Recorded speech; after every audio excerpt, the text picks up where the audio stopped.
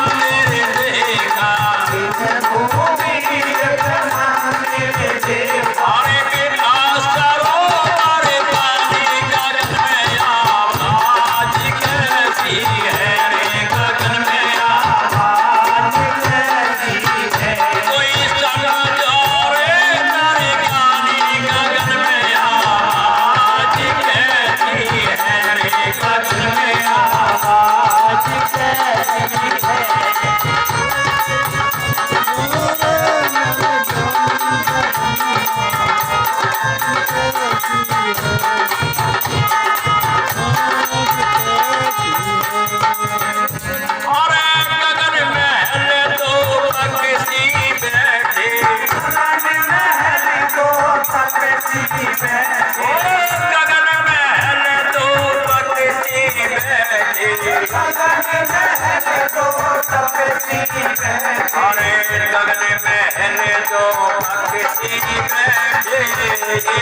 गुरु एक चेला अरे गगन महल दो पक्षी बैठे एक गुरु एक चेला अरे चेला मैं तो चुन चुन खाया मुरीद अंतर खेला गगन में आवाज कैसी है गगन में आवाज कैसी है कोई समझो रे नर ज्ञानी गगन में आवाज कैसी है गगन में आवाज कैसी है गगन में आवाज कैसी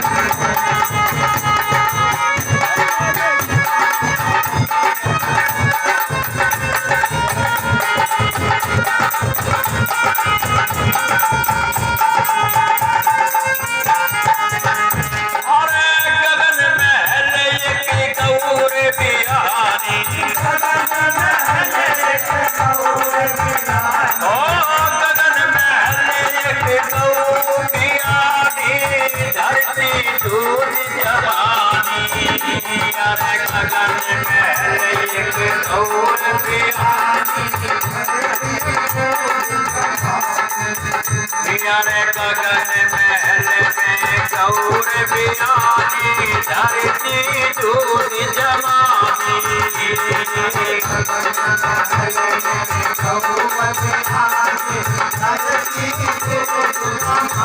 अरे माखन माखन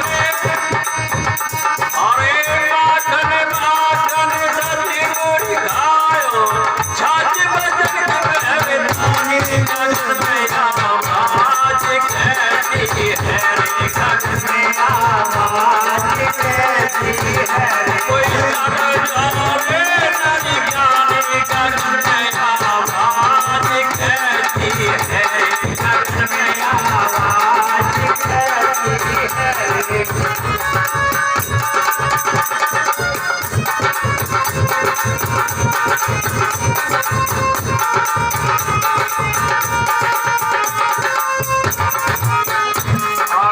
गगन महल अमृतिका धुआ सदा अरे सदा जगे सुख राशि गगन महल अमृतिका धुआ सदा जगे सुख राशि गगन महल अमृत का कुआ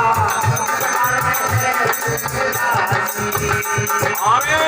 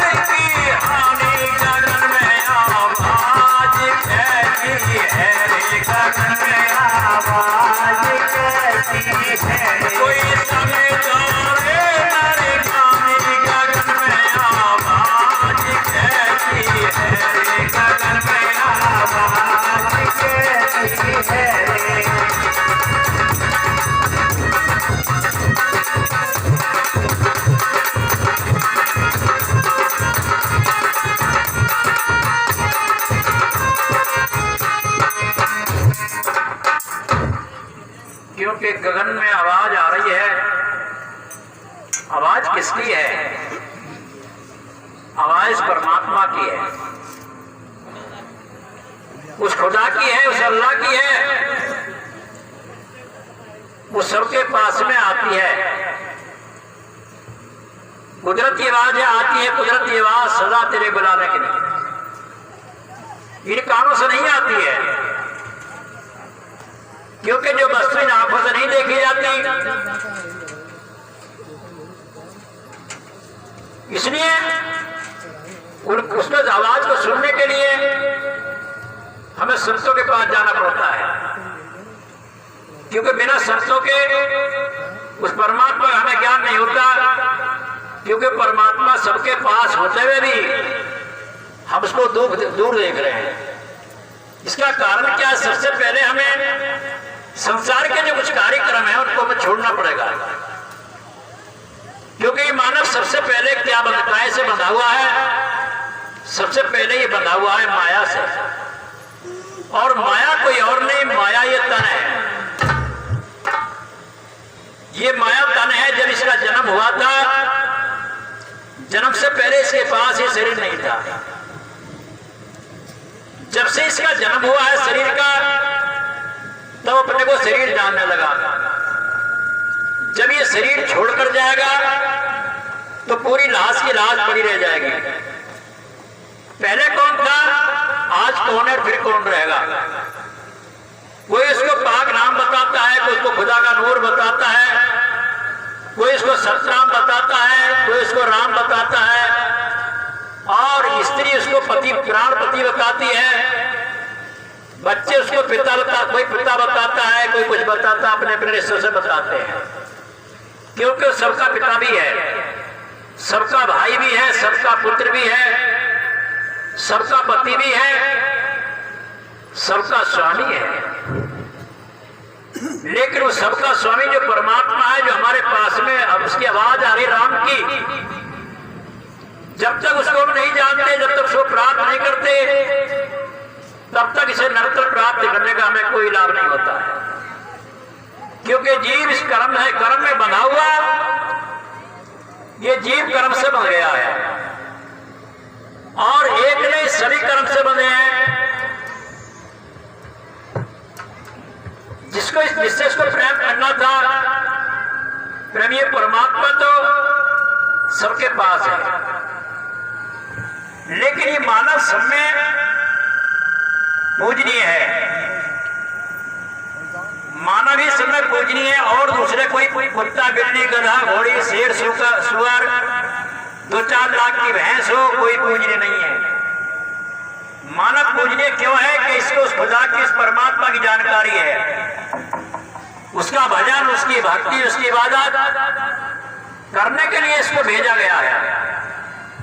लेकिन उसकी उसकी इबादत ना करके, उसका भजन ना करके, उसकी भक्ति ना करके ये संसार के विश्व में फंस गया है। संसार के विश्व में फंसकर अपने को शरीर समझने लगा है कि तू एक शरीर है।